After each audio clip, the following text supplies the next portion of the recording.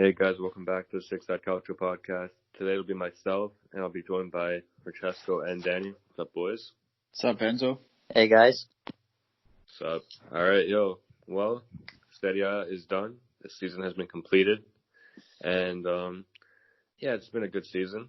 I think it's been very entertaining, full of goals. I think it's the third most goals scored in Serie A history. I think first place the 1949-1950 season. So, there's a random fact for you. Getting into it. I guess we won't really talk about the matches from match day 38. They really didn't really matter. Shout out to Genoa for staying up. Congrats to them. And, I think it was a good season. Much more entertaining. I think the biggest downfall this year has been the handball rule. I think it has ruined a lot of matches. Yeah. I think everybody can agree on that. I think that's something that for next season needs to be changed because it is very infuriating. And it doesn't really make sense, too, because we've seen multiple occasions where a handball is hit in the same place in the arm in one match, and it's called a penalty. And in another match, it's not called in the same place. Yeah. So they need to figure that out. I think there's an instance where the ball hit the Lit's arm, and they called no penalty. And then they hit Calcio in the Napoli game in the same place on his arm, and they called it a penalty against Napoli. So there's been a few instances like that in this season, and the handball rule needs to be fixed. I guess we'll just get into some teams. I kind of want to start off with Parma because Francesco did say they finished 9th. They came 11th, I think. 12. Yeah. 12. 12. No, 11. 11. They came 11th, but they were tied on points with goal difference. Yeah, they were just only 11th by goal difference. So, can we say Frank was right during the prediction? Yeah, no, for sure. They definitely did better. They had 8 more points this season in comparison to the 2018-2019 season. So they did do better. They got 8 more points. Yeah. I think a disappointing team, in my opinion, was Fiorentina. I feel like they had a team to make the Europa League. In my opinion, I feel like they should have made the Europa League. Finishing 10th place is a disappointment. That's where I predicted them. I predicted them 5th place Europa League spot, but I don't know what happened with them. We should, I would love to listen to that podcast again just to see where we had every team and then compare it to the actual standings. Yeah, well, I think we'll get around to that eventually, to be honest. In one of the next podcasts. Another disappointing team. Well, Dan, you might disagree. I feel like Napoli. Oh no, 7th place. I agree with you. They, besides the Coppa Italia, which brought some light and the way we've been playing late, just the way we started off the season, and even just a few matches with Gattuso and here and there were disappointing. So I would agree with that. We were disappointed. I was disappointed with the season. Besides the Coppa Italia, so hopefully we make up for it in Champions League. But this is a team that there's no excuse that we should have been contending for the Scudetto this year. In my opinion, I think we're a better team than Atalanta, and we're a better team than Lazio, and it shows. We bet them 2 out of 3 times, and just to finish in 7th, not even make top 6 is just really disappointing. It's just some players they weren't playing well. Luckily, when Gattuso came in, the team started to pick up pace, and they were at one point they were I think 11th or 12th, and it was just okay, are we gonna actually battle for relegation this year, or are we gonna try to make Europe? And luckily, we finished in top 10, 7th place, got the Europa League spot because of the Coppa Italia. So right there is a little benefit in the season, but hopefully in Champions League, which is a different competition for us, and it seems like we played better in the Champions League than we actually did in the league. So hopefully we can what's the word I'm looking for? Continue our momentum in Champions League and advance against Barcelona on Friday or Saturday. Yeah, and looking up at the table, I feel like Inter fans are disappointed. Obviously, they wanted to win Scudetto, but I think there's nothing to be disappointed about. They came 2nd place, 1 point behind Juve.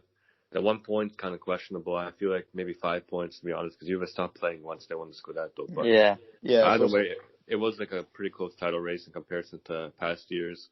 And I think Inter fans should be happy. You know what? Because they passed Atalanta, which they had a really good year, Atalanta. And it's their first year, new coach, a lot of new players, trying to build something. And you look at Juve, they had a very similar starting lineup for many years. Obviously, BBC, you all remember them. The amazing backline Juventus had. And they kept a lot of the same players for many years and just kept adding players, but not too many at a time. Like, Juventus would never go out and add 4 or 5 new players into the starting lineup. They'd always have the same lineup and add maybe 1, 2, maybe 3. Last season, yeah. Yeah, every season. And they keep building upon that, right? And I feel like that's what Inter needs to do. For the first year, I think they did well. I feel like they could have, not easily, but they could have won the Scudetto. Juventus had 3 more losses than them.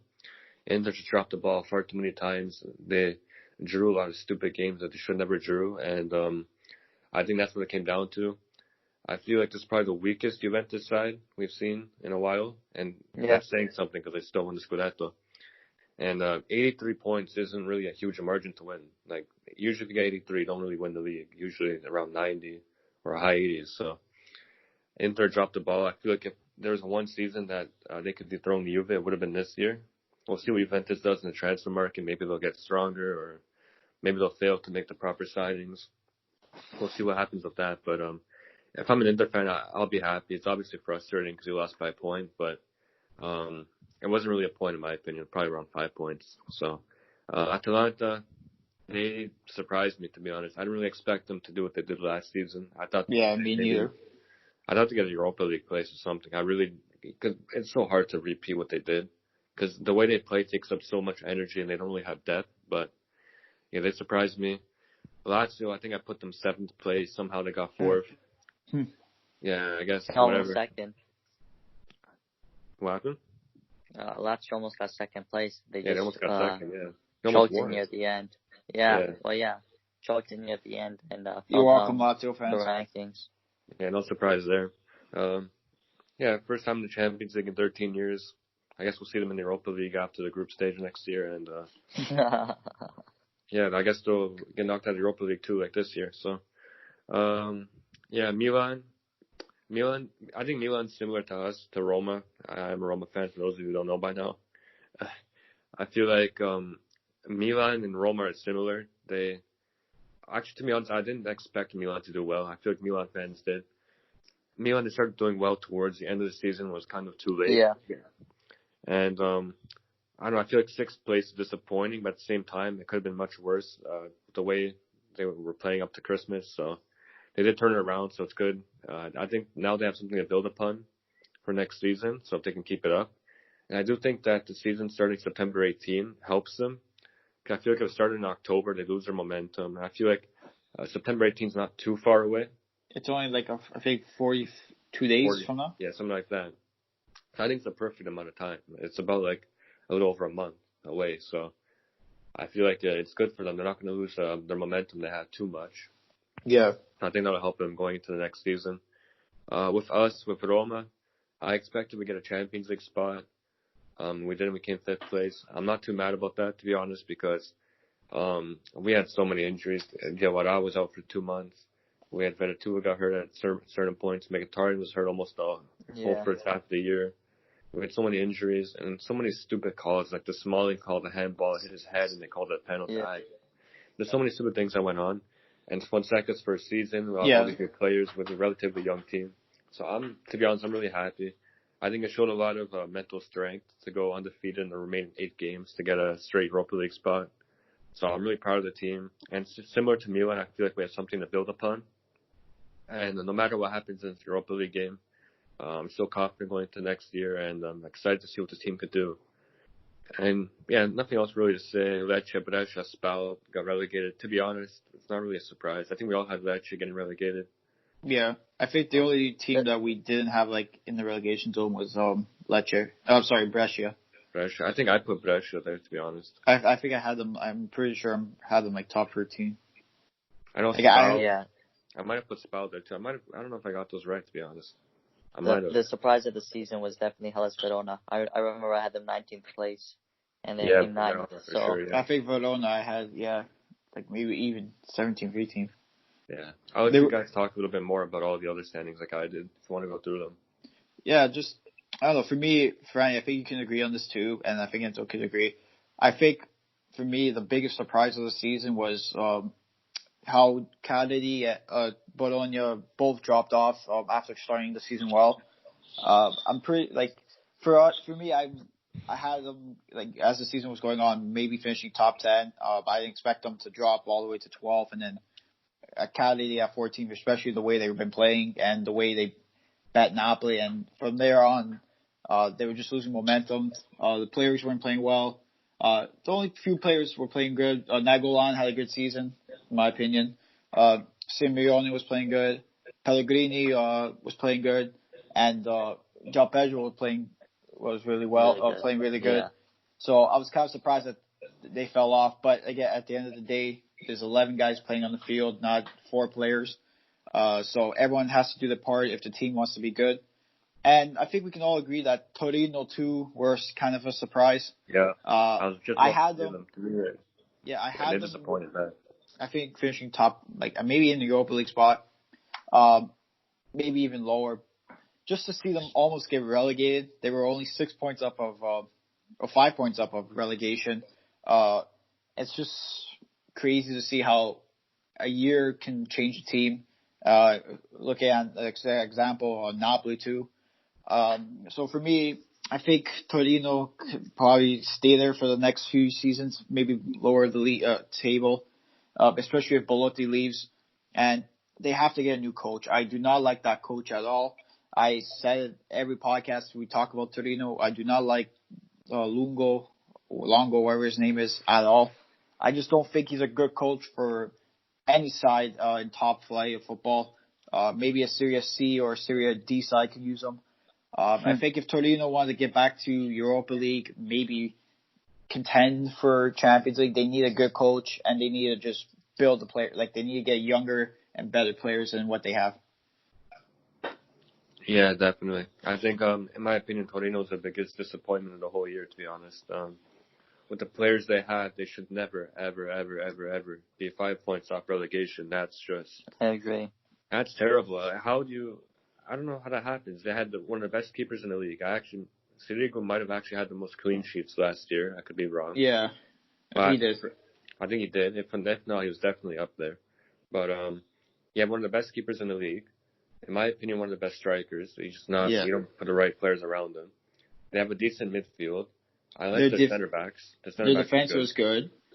They had just a well-rounded team, and to finish 5 points from relegation, it's not that good.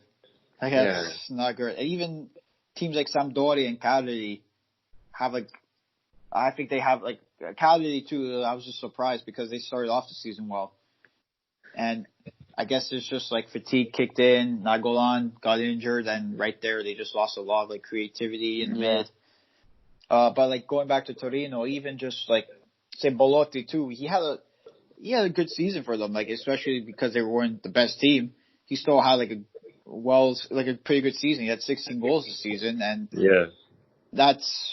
they had 46 goals. That's I think one. If I'm doing my math right, maybe say I can't do the math right now, but he had a good portion of their goals, and especially because they have guys like Zaza who prove he can be a decent striker in Serie A when he came back to Torino. Simone Verdi, who's not a bad player, he's an okay player for smaller teams, not for the bigger teams. They got Enzo, who was one of the best center backs last year. Nikulu on the center back, he's a good center back to have. They just have a young and a well-balanced team, but again, finishing 5 points up from relegation, and it's not good. It doesn't look good on Torino, and I can see a lot of players, especially guys maybe Izzo, Belotti, Sirigu, leaving this summer transfer. Yeah, definitely. And interesting stat, Torino actually lost 53% of their games. So holy shit. Yeah. That's a lot more losing than winning. So that's terrible. I feel players like Berenguer and Bremer, they've been good. I really like them, to be honest. They were good this year. And I'm looking at their minutes right now played, and there's a big difference. Belotti played 3,009 minutes. Holy cow. And no other player except Sirigu was in the 3,000s. So you can see that they were unable to find consistency in like a starting lineup that they like, because they have a lot of players with a lot of minutes in different positions. So they were really unable to find a starting lineup that worked for them. Yeah. It seemed like they had a new starting lineup every game. So to have only your keeper and striker in the 3,000s is pretty shocking, to be honest. So Yeah. they need a new manager, like Danny said. And yeah, Francesco, what do you think about the season? Any teams you want to talk about? Or? I just want to say one thing over here quickly. I think Sandro Tonali's finally going back home where he belongs, in the Serie B, where people could hype him up again. If I saw reports that Inter looking to loan and an option to buy. If any big team like Juventus, Inter, even Milan and Fiorentina decide to buy Tonali for over 25 million after the season he just had in the Serie A, they should get FFP relegations. Ridiculous. An abysmal season from Tonali. I don't care if it's his first season in Serie A. He was a focal point for Brescia and he let the team down. In the season, I think I had him 14th or 13th place around there. I just believe the storyline of Balotelli would come back. I wouldn't think he'd be a superstar again, but I think he'd put up decent numbers for Brescia to hold them off into the top 15. So, I don't think he played half the games for them. Yeah, he decided he's bigger than the club, he's bigger than the country. Decided he wanted to sit on his couch and get the paycheck. That's exactly what he did. Tonali, the guy, after that free kick that he didn't even mean to score, he did nothing for Brescia every game. I forgot the guy was playing. I didn't even realize he was on Brescia.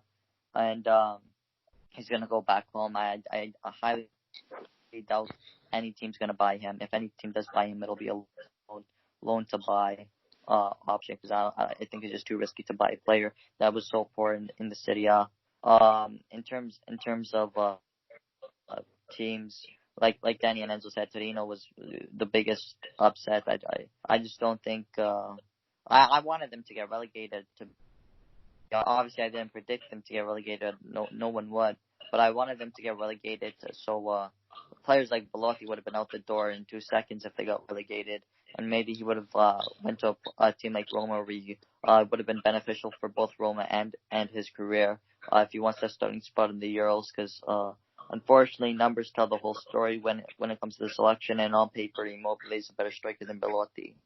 But I feel like Belotti is a much better striker, but the numbers don't lie. Immobile, top goal scorer, European golden shoe, and as much as the shit goals he scored with all the penalties and stuff, I gotta give credit where credit's due, and to see that an Italian Serie A player won the European golden shoe is a big accomplishment and a huge step for Serie A and Italian soccer in general, just to put our names on the map.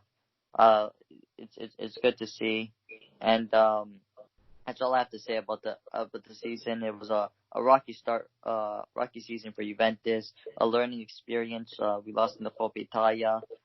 We won the Serie A barely. Could have lost it easily if we really choked it that bad. Well, for the teams, now we focus on Champions League with Atalanta, Napoli, and Juve, Europa League with Roma and Inter, and let's hope Serie A could put their mark in European football and win both competitions with whatever team. Obviously, I'm hoping Juve win Champions League, but with whatever team wins Champions League, if it's a Serie A team, I'd be happy. And let's just hope next season, which is September 18th or 19th, I'm pretty sure. The 19th.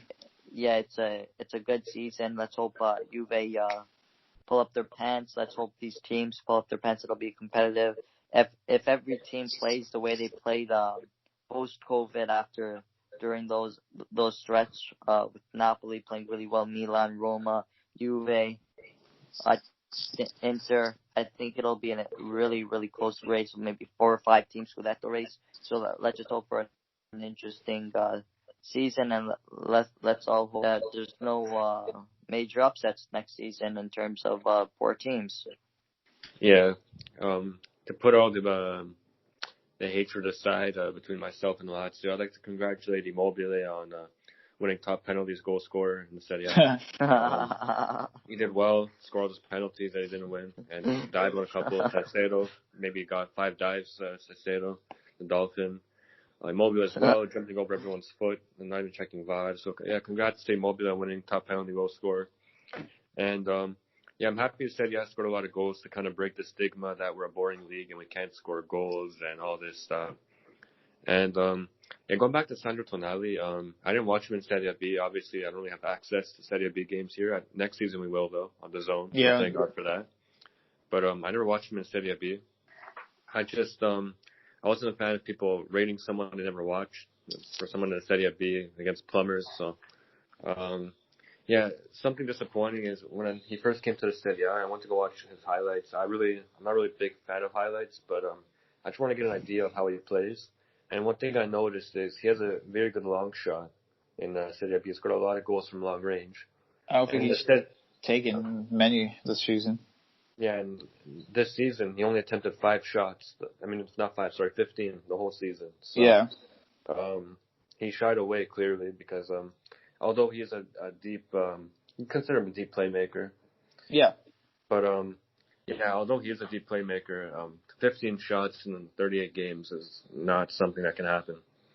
Honestly, you need at least 2 shots a game, and especially for someone like him, most of his goals are from long range, and to take 15 shots is it did show that he was nervous for his first year, and he backed down from the competition, to be honest. But I guess we'll give him more time. He's not ready for a big team, clearly. He hasn't shown anything that he's ready for a big team. If he goes to Inter, he'll be benched. If he goes to Juve, he might start at Juve, but I don't think he'll end up starting in the whole season. I think he'll get benched at a certain point in the season.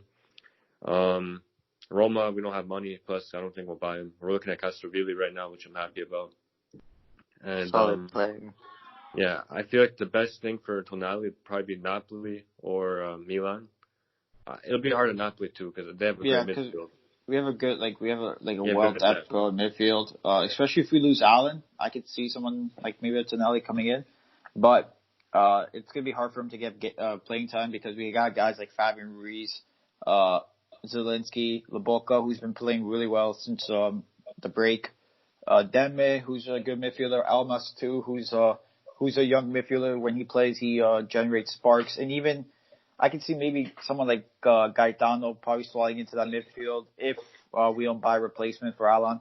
But I would like Tonali at Napoli because I feel like he'll learn best under Gattuso because Gattuso's played that role. He's played midfield, and he's someone that Tonali actually looked up to when Tonali was watching soccer, apparently. So that's one thing that Tonali has going. He can learn under his mentor.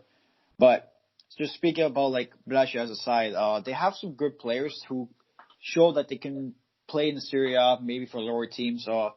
Alfredo Donnarumma, who didn't have the best season after having a wonderful season for Brescia in Serie B, could be a good backup striker to have for a team.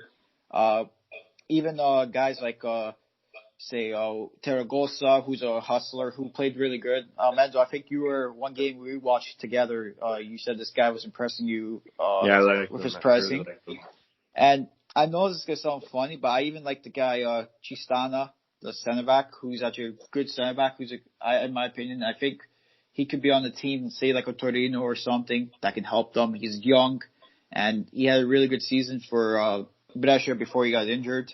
But going back to Tonali, I think the best team for him. I think it's Milan. I think Milan, even Milan too, because Kessi's a good midfield. Like, maybe if they lose Bonaventura, they're good. I think they're going to lose Bonaventura. Yeah. So if Bonaventura doesn't even go to like a team like Atalanta or something, I could see Tonali even at Atalanta, maybe even Fiorentina. Surprise team that could be in the hunt for him as well. Maybe even like a Lazio or something. Yeah, I dare him to go there. So. But I really doubt it. He'll go to Lazio. I think they like the midfield, and I don't think they'll change much just off the summer transfer. Maybe they'll get like backups or something. So maybe I would like to see Tonali at Napoli because I think that could be the best team for him. But I wouldn't be surprised if he goes to Inter or AC Milan. Yeah, definitely. I feel like Inter's probably the favorite for him to go to, but I don't think he'll play there. I think it's too much competition. I think he'll fit more at Napoli because of the way we play, and just in my opinion, you have to give him more time because this season he was on the worst team probably in the league behind Spal, and I think they had like maybe 3 or 4 coaches, so it's kind of hard for a player to adjust to the league when you have like 3 or 4 coaches. Your team's not playing well, and the main guy you signed to help you stay in the Serie A leaves like after like maybe halfway through the season. So I'm gonna give him one more season. If he doesn't impress me the next season, especially if he goes to like a side that he's playing every game, he's got a good coach, then I think I'm just gonna start giving up on him. Yeah, I think we rounded up the year and the season pretty well. Yeah, one thing I just want to shout out to the Serie A. Good job on getting the season to continue without any issues. I really did think there'd be another player test positive eventually, and that never happened. So congrats to them. They did well. And they followed all the protocols. Shout out to the players. And yeah, guys, it's so hard to play in like I've been to Italy many times, and it's so hot in the summer, especially in Rome. Like that's where I've been most. It's so hot, and I can't even imagine playing there at the time. They're playing early in the morning. I don't know how they did it. Sometimes late at night. Yeah. It's just so difficult. So to play in Italy every 3 days in that heat in the summer, there's a reason they don't play in the summer because it's too hot. So yeah, shout out to the players. They pushed through it. There weren't too many injuries in the season, which surprised me. And I think the 5 subs was really good. So yeah, shout out to them. Yeah, this podcast, we'll get into the Europa League, and then I think we'll make a separate one, or maybe 2 separate ones. We'll see. We'll talk about it afterwards amongst ourselves. But yeah, we'll make one for Europa League now, talk about Europa League, and then later on in the week, maybe tomorrow or Thursday, or maybe even Friday, we'll upload, probably Thursday because Friday's the game. We'll upload the Champions League podcast, speaking about Napoli and Juve. So yeah, getting into the Europa League a little bit. We got Inter and Getafe. Conte came out this morning and he said he'll do whatever it takes to win the Europa League. So I feel like a second place finish in the Serie A and the Europa League win would be massive, massive, massive for Inter. If they do that, I think we get a Champions League spot too. So I wouldn't mind that, to be honest. So yeah, that'll be good. But yeah. I think Inter, they're one of the favorites. I'm looking at the odds. United and Inter are the top 2 right now to win the whole thing. Yeah, makes sense. Roma's odds have gone up a lot. I think we're 4th or 5th now, favorites to win it, just because of recent form. I need to look back at the bracket and who's on their side, but I remember Inter having a little bit of a tougher one than us. I think our only really tough test, Wolverhampton's a tough team, but I think our tough test is probably United. That's probably about it. Sevilla's a good team as well. It's going to be tough without Veretout. I'd probably be way more confident if Veretout was available to play, but he did pick up too many yellows. But yeah, back to Inter. They had a big win against Atalanta. It's good for the confidence. Atalanta played their starters, so to beat them 2-0 is always good for the confidence. I think Inter could win. I think Inter could win against Getafe. It's gonna be a tough team. They're actually not as bad as people think. They had a decent start to the season. They were in 4th place, I think, at one point in La Liga, but then dropped to 6th or 7th. So I think Inter will win against Getafe, but it'll be barely. I think it'll just be a lot, not by a lot. Yeah, I think I don't know. It's really hard for me to predict these European matches against clubs I don't really watch. Like Getafe, I've never watched them before, so I probably have, but I can't remember. The way you can kind of maybe a Sassuolo and a Verona, like type of team like that. Yeah, I think to compare them to a Serie A team. They're definitely a strong team if they made it this far, but I don't know. I just think it's very hard to predict this game. Obviously, we're hoping for Inter to win, and yeah, Ashley Young's been good since he came in. I think he'll help them a lot. Yeah. A lot of experience in Europe. Victor Moses is pretty useless, to be honest. I don't know why they even signed him. I think Inter's defense will be a big X factor for them. I feel like De Vrij has been good this year. I think Lautaro really needs to step up in this Europa League. I think this is a chance for him I feel like if he's the biggest protagonist for Inter winning the Europa League, I feel like his value will skyrocket. And once that happens, I say Inter need to cash out ASAP. Yeah. And I think there's gonna be a lot of pressure on Lautaro and Lukaku as well because Lukaku has experience in the Champions League. I'm pretty sure he won it, if I'm not mistaken, with United. Was he on? I think so. I kind of Mkhitaryan with United, so. Yeah, Lukaku was on the team. Yeah, so for Even sure. though that was the team with Ibra, so it was him and Ibra up top. Yeah, I think that game. I think, definitely there's a lot of pressure on those two. In the midfield, I think Eriksen needs to step up big time. Yeah, if they play him. Yeah, if they play him. But if he does play, he needs to step up. I think Barella has been decent as well. I think he's been good. I really like Barella. Me too. I like Barella. I like that midfield with Barella and Sensi. Yeah. I think Kandreva shouldn't even touch the field, to be honest. No. But he probably will. Even someone, too, you have to look out for, because he could have a good game against Getafe, is even a guy like Brozovic, who's, in my opinion, I think he's a really good player for them. Maybe this season he's been Inter's best midfield, if we can say that. I think he's been the best midfielder for Inter this season. So I think he can have like a big impact on the tie as well. And I think just they have to play better as a team. They can't make mistakes because it's, again, like one mistake. I think the first game's in Inter, right? Or is because they need No, I'm pretty sure it's only one leg. Yeah, it's one leg, and it's it's one leg. Yeah, it's in Germany. Germany, they're holding it. I didn't know where Europa League was being held at, but I know it's one leg and it's in neutral. So it's not So it's not like Champions League. Okay, no, but Champions League's one leg too.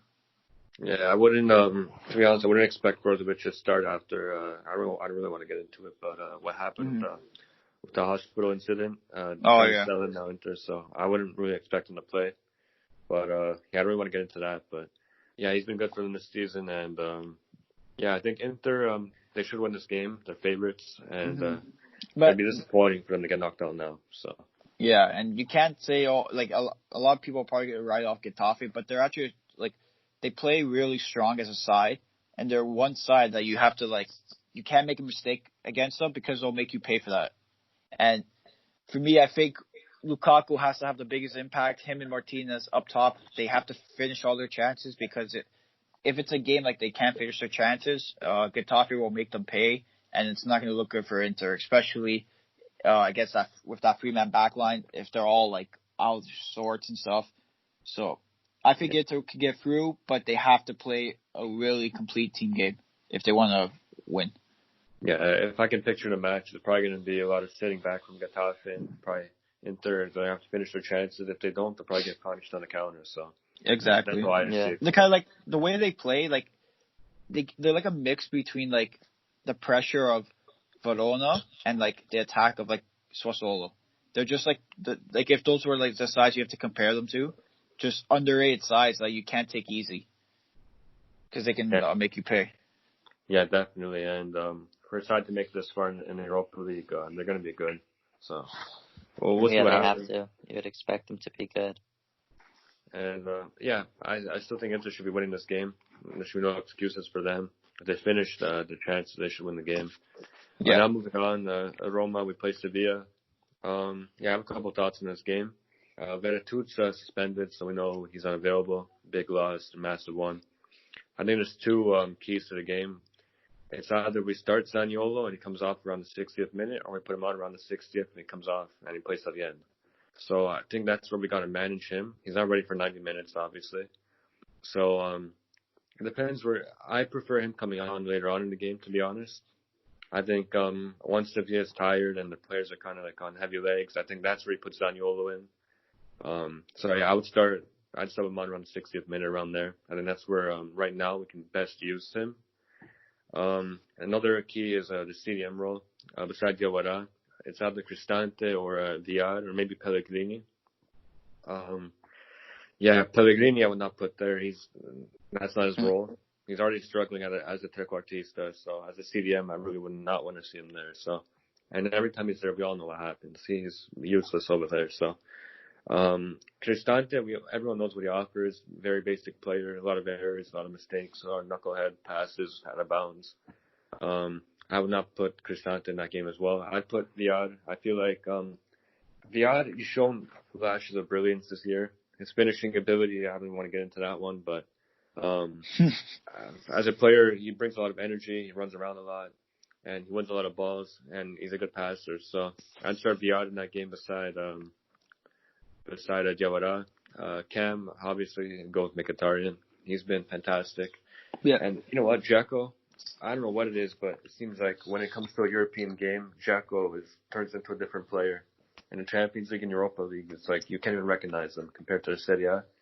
I think Dzeko's going to have a master class. I think he always shows up. I can't remember the last European match where he didn't play well. So I feel like if we are going to win this trophy, I think it'll be on Edin Dzeko's back. I think he'll put the team on his back and really help them out. Defensively, obviously, Somali, he's gone, not on the list. He's not an option. So I think if you told me maybe 2 months ago that Somali would not be available, I'd be much more worried because our defense was looking terrible even with him. And it wasn't his fault, but just even with him, we were playing bad. Imagine without him. Now I'm not as worried. I feel like Kolarov is a center back. That's where Pep Guardiola really found his role. Before he left City, he was a center back and he was playing well there, really well actually. So the reason he left City was actually because he didn't like playing that position. But I feel like now that he's older, he has to come to the realization that he can't be chasing these young players on the wing all the time. Yeah. And center back's been doing well. Just has to clean up his man marking, which I don't want to get into that one either. God, can't mark a man to save his life. But yeah, I feel like Kolarov at center back beside Mancini and Ibanez is the way to go. I think that's the key to the game. And nothing else to really talk about here. Obviously, we're going to see Spinazzola and Bruno Perez on the left and right flank. They've been great. And, yeah, I'm confident going to the match. I feel like Veretout, we're going to have to navigate this one without him. It's going to be tough. But, yeah, that's going to be a big loss because he's been really good for you guys this season. Yeah. And I feel like Sevilla's probably one of the harder teams left in here. They won the Europa League who knows how many times in the last 10 years. Maybe I think it was 3 or 4 times out of the last, 6-7 years or something. Yeah. They went on that good back-to-back streak before the rule was implemented. If you win the Europa League, you're playing Champions League next season. They just had a really dominant team for those couple of years. Yeah, so that's why, I think it's a big statement if we can beat a team like Sevilla. They finished 4th place in the La Liga as well. They're actually tied with Atletico for 3rd. So Sevilla had a good year this year as well. And I feel like beating them not only gives us confidence, but I think it's a statement to other teams as well. Yeah. Yeah. Sevilla's a good side. They got some good players. Ocampos, who's been playing really good for them, that I know. They got a good center back in Carlos, who's been, I think, one of their bright spots. They just have a well-balanced team that you can't take lightly. Again, they're like a team, you can't sleep on them. They'll probably pressure you guys into making a few mistakes here and there. But as long as Roma plays, if they can play the way they've been playing the last few weeks, they've been one of the best sides in Serie A. Maybe even since the Coppa Italia, after the Coppa Italia, they've been since the break came back, they've been one of the best sides in Italy so far. Even the way they played against Napoli in the losing effort, that was probably one of the best games I've seen Roma play as a team as of late. And I think they could get the job done. Maybe with a 2-1 victory, Dzeko. I'm gonna call it Dzeko brace, and it's just gonna be it's going to be a good game. That's one of the games I'm actually excited to watch for this Europa League. And hopefully, as a Serie A fan into the Europa League, hopefully both Serie A teams can move on against the La Liga sides. Yeah, and you mentioned the pressure. I really hope they do because with our system of Fonseca, what he likes to do is he plays the goal kick short. He invites the pressure, lets them press us really deep.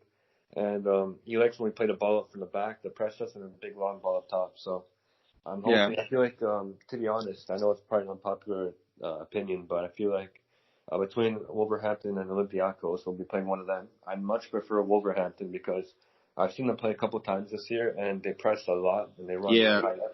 I feel like that suits us perfectly, our system. So I really hope we can draw them. I feel like we'll be able to score 3-4 goals against them, no problem. So Well, yeah. that's the game I really like to draw, and I really hope Sevilla pressure us as well. Yeah, they're a good side too. Like they got I think, you know what? If Roma and both Roma and Wolves can make it through, I think that tie could be one of the best ties of like the whole Europa League.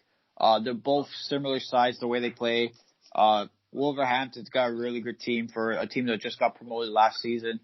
Roma are playing probably the best soccer they have in a little while, and it's just going to be a really good tie to look for. Yeah. Looking forward to that one. Pretty sure anything to say about that? I just want to get into the Europa League fixtures quickly. With Roma and Sevilla, that's definitely going to be one of the games to look forward to as a neutral fan. Both Roma and Sevilla fans are going to be very nervous to the game, very close. Like Danny said, I think it'll be like a 2-1 or a 3-1 victory for Roma, hopefully. I just think it's going to be one of the toughest games for Roma they have faced this season. The loss of Smalling is huge for Roma. I mean, it's smart on United's part. Well, they don't like competition against their players. They wanted to try to take Sanchez from Inter, but Inter bought him outright, so I'm pretty sure he could play now. With Smalling, it's a big loss for Roma, but I think they'll be able to adapt without him. Obviously a big loss, but they could be on without him. In terms of Inter Getafe, just quickly getting into it. Getafe, as Inter, I wouldn't be too scared of them. I think they'd win very comfortably. Looking at the season, Getafe they haven't beaten a big team once this season. Their biggest victory was against Valencia. They lost to Sevilla twice, Madrid twice, Atletico twice, Barca twice. So in terms of that, I just don't think Inter should be worried. Lautaro could have a shit game like he always does, and I'm pretty sure Inter would still win. Lukaku's been on form. Whether it's Eriksen or Vecino, whoever plays that role, I think they'll do a great job, and I think Ashley Young will have a quality performance. But Enzo, I just want to ask what are your thoughts on this whole Smalling situation? Because I know a fan asked us on Twitter. Yeah, I wanted to get you into it. Yeah, I was about to read the question, send out the podcast. The whole Smalling situation. Obviously, he's been one of our best players this whole year. For sure, in the top 3-4 players we had. I'd say probably third best player of the season behind Vedatut and Mkhitaryan. Smalling is very important to the way we play. I feel like I said before, I feel like he's a loss for the Europa League. When it comes in terms of the Europa League, I feel like if this happened 2 months ago, I'd be panicking, I'd be really worried. But with Fonseca, with the new formation, I feel like 3 at the back doesn't suit Smalling as well as the 2 at the back, to the central defenders. But I feel like he started to adapt to it well in the last UEL game. He's playing well, so I don't know. I feel like it's a big loss. I still have some kind of confidence that we could get the deal done. That's obviously for Europa League we won't have him. But there's been reports that Smalling's really pushing United to let him go.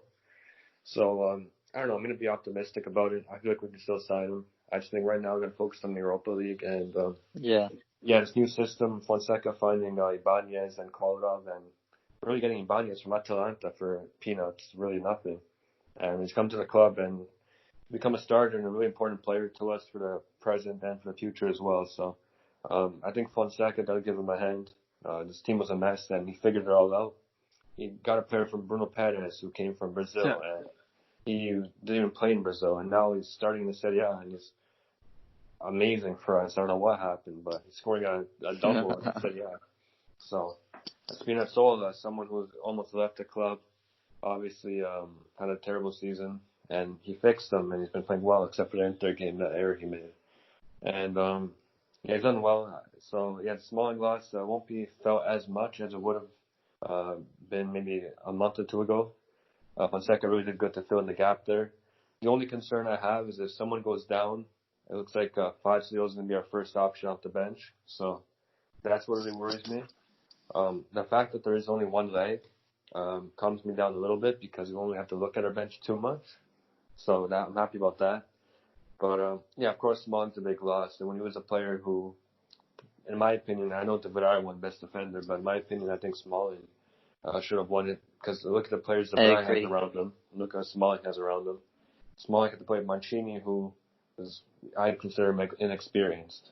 Ibanez, someone who didn't play a game for Atalanta. I think he played like 10 minutes or something.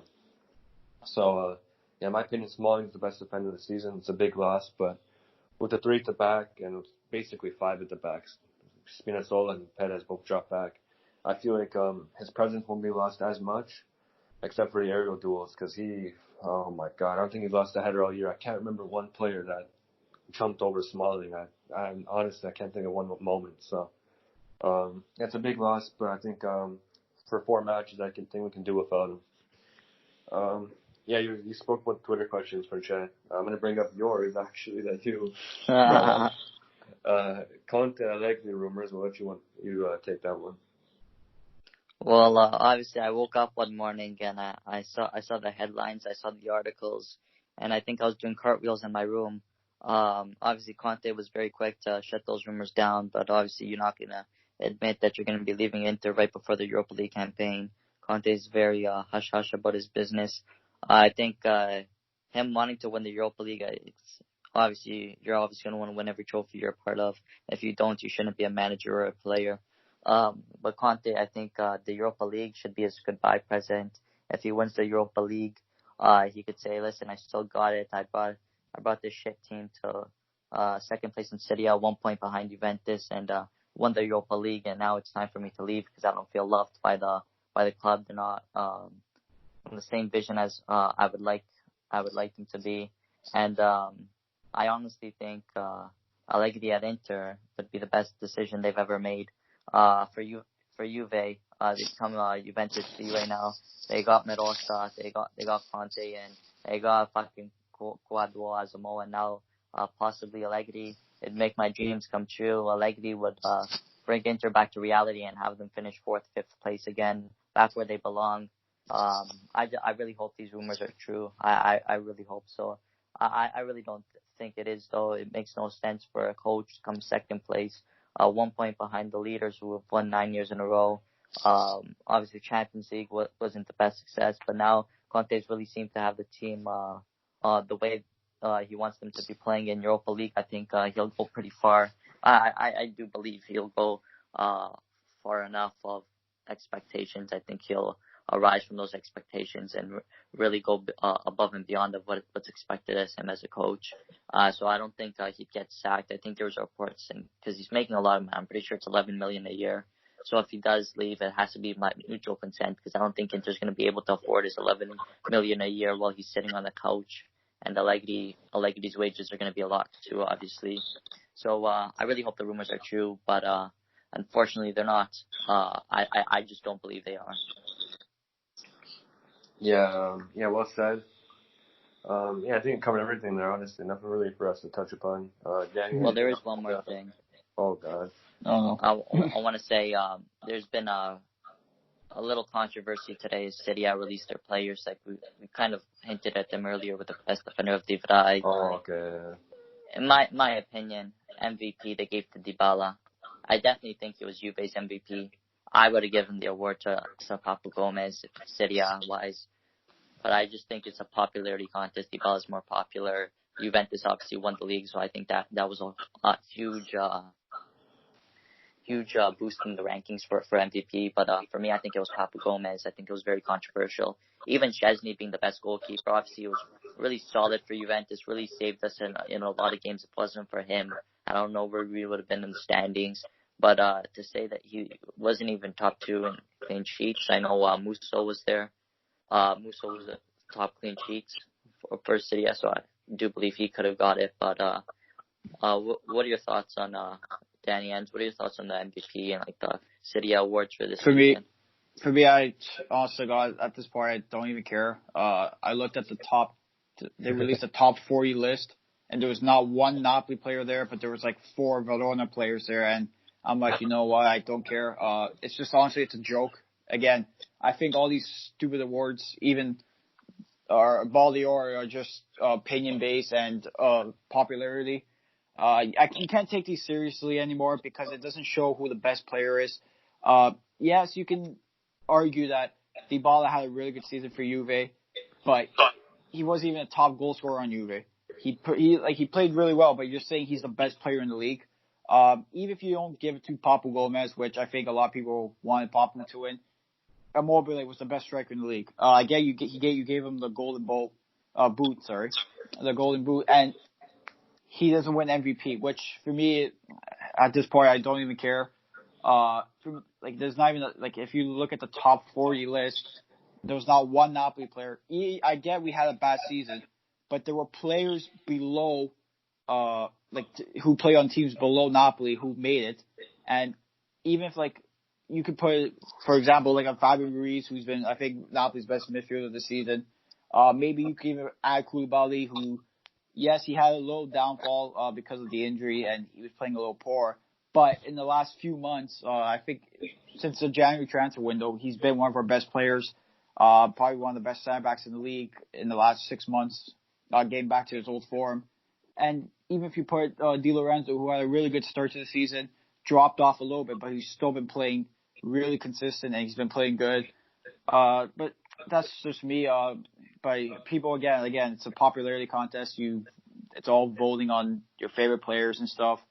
So for me, I think it's just a joke. If you're Papu Gomez or any other player in the league, don't take these awards seriously. It's a joke when Szczesny wins the best goalie. In my opinion, I think he's a top 5 goalie, but not the best goalie in the league. I would give it to Juan Musso, who's been having an outstanding season for an Udinese side, who's not the best on the defensive side, and who almost finished. I think they finished maybe 10 points off relegation. So I would give it to someone who actually deserves it and who's playing hard. But that's just my opinion. At the end of the day, everyone's got their own opinions, and congratulations to those who won the awards this season. Yeah, I just want to break down the award quickly for the most valuable player. If you look at the definition of valuable, it's their work. So what do they bring to the team? Well, Atalanta, what are they known for? Goals, right? They score plenty of goals. Who do you think's behind all these goals? Papu Gomez. Papu, or even you can argue Ilicic when he was on. As well, but he's usually the one scoring. But he's behind him as well. But Papu Gomez, without him, these goals aren't going to happen, most of them. Even if he's not the one getting the assist, he's the one that gets the ball, brings it up, passes to the guy that passes to the guy that scores. He's the creator. He does everything. He wins. There was against Napoli, there was a few plays that Papu Gomez was playing center back, and he was playing in the cam position. So definitely. Just got stuff like that. It goes unnoticed because it doesn't go on the stats. Those plays like that don't go on stats, and that's what I think a lot of people look at when they judge these players. Yeah, and like I said before, the definition of valuable is work. What do they bring to the team? If you look at Juventus, I think Dybala, in my opinion, he was our best player this year. Yes, I can agree with that, yeah. Definitely, but if you look at Juventus, valuable. If you take Dybala out, I still believe Juve, I still think they could have won the league without Dybala, honestly. If you look at their bench, Costa, they didn't have the best year, but they have 50, 60, 70, 100. They have millions on their bench if they don't have Dybala. If you take Papu Gomez out of Atalanta, the worth to their team, they're done. Yeah. Their bench, we're going to put on for Papu Gomez. Nobody. No one. So when you look at a player being valuable, Papu Gomez is much more valuable to Atalanta than Paulo Dybala is to Juventus. That's the award for most valuable player. So I think Papu Gomez is much more valuable to his team than Dybala is to his. Obviously, Dybala is a great player. He's really snapped out of I think he had 1 or 2 years where he's kind of struggling a little bit. But dipped in form. Yeah, he's been out of form. But he's back into form. He's been great. He's been creating. But I feel like, once again, Atalanta, the best scoring team we've seen out of any Serie A club in history almost. These past 2 years, I haven't seen many teams, even the Milan side, the Inter side, the treble-winning team. Atalanta, I watched the treble-winning side as a kid. I watched them. And they were not good offensively like Atalanta. And they're more solid as a team all around, obviously. I think Atalanta went up. If I'm not wrong, I think Napoli and Atalanta in the last, I think it was maybe 10, 15 years, those two sides had the most goals in the season. Yeah, Napoli as well. They have a good attack as well. No, the Napoli side, I think it was the 16-17 season when they had maybe a top 5 attack in the world, which Atalanta, I think, have a top 5 attack in the world right now. Yeah, definitely. Yeah, they do for sure. And like, I just want to reinstate. When you look at valuable player, I think, team, you give it to Papu. If the award was called best player in the Serie A, maybe you can give it to Dybala because he's a better player than Papu Gomez overall as an individual player. But when you look at most valuable player, it's Papu Gomez. So that's what I got to say about that award. I agree. I feel like it's marketing. It's all marketing, and Dybala is. I think it's a joke. I think these awards are just jokes now. You can't take them seriously anymore. It's just, I think it's all popularity. Like, if you think about it. Yeah, I feel like it's all marketing. Dybala is a young, kind of like 26, but he's in his prime, but still, it's not old. 26, not old. But he's well known. Yeah, he's a young player. Let me rephrase that. He's more known than, say, a Papu Gomez. Yeah. Who I don't think a lot of people outside maybe Argentina, they know him. Italy as well, they may not know him as like a player like Dybala. Yeah, he's an Adidas model, plays with Cristiano Ronaldo. He has his own song, Papu. Yeah, Papu has his own song, but yeah, just it's marketing, it's popularity, and Serie A. Yeah. Even last year, I disagreed with who should have won. I don't think Ronaldo should have won last year at all. I forgot who I said should have won last year. I actually can't remember. I think last we said year. Zapata, I'm pretty sure. Yeah, I'm Zapata. pretty sure it was Zapata we were arguing. Yeah, I feel like Zapata should have won last year as well. Because when you look at valuable, you need to look at a player's value to a team. Or did we say Quagliarella? Because he wasn't he a top goal scorer last year? He's top goal scorer. He could have won, but I just feel like Zapata, just where Atalanta was the season before that and last year, Zapata, he was amazing. He brought them there. He was so good last year. This year he dropped off a bit, but he was still good. And I just feel like Papu, when you look at value to a team, it's Papu Gomez. So, well, to be fair, Papu won best midfielder. Yeah, I just saw it now. So he did. At least he got something. But best overall, I don't think Dybala, maybe. And in soccer, it's the more popular different. players are always the attackers. Nobody really, like, midfielders and defenders don't really get the respect they really deserve as a whole. So, they're always going to pick an attacker for best player. Let's be honest. A defender's never going to win in Serie A. So, nothing really much more to touch on. Almost going into about an hour here almost. Really good podcast. First 20 minutes we talked about, obviously, what we thought about the season as a whole. And we got into some Europa League stuff and Allegri, Conte. And for chat, I thought you were going to talk about our tour. That's why I said, oh God, before, but thank God you didn't. No, our tour I'll dive into when we talk about the Champions League. I think he's a bigger piece for Champions League talk than right now. Yeah, we're working on getting a guest for the Juventus and Lyon podcast and Barca Napoli one. We're going to work things out. Might have two separate ones. Might have one big one, or maybe record two separate interviews and put them into one podcast. We'll see. We'll talk about that. But yeah, expect that one to be out around Thursday. And I hope you guys really enjoyed. Please go follow us on social media at 6@Calcio on both Instagram and Twitter. Guys, thank you for listening, and we'll see you guys next time. Ciao. Ciao, ragazzi. Ciao. I was nothing but loyal to you.